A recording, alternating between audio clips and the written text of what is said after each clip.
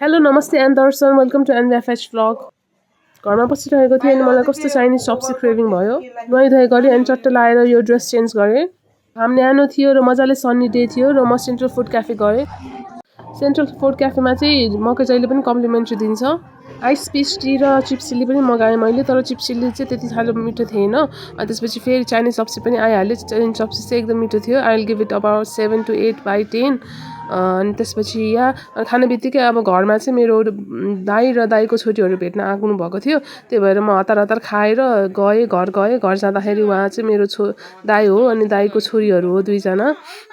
अस्ट्रेलियाबाट आउनुभएको छ हामीलाई भेट्नको लागि आउनुभएको थियो अनि त्यसपछि दाई पनि सँगै हुनुहुन्थ्यो अनि किशोर पनि आएको थियो दाईलाई भेट्ने भनेर अनि त्यही हो अनि सबैजना भेटघाट गऱ्यौँ मिठो मिठो खायौँ जुसहरू पनि दियौँ त्यही हो यस्तै चलिरहेको छ दिनहरू thank you very much for watching like comment share subscribe by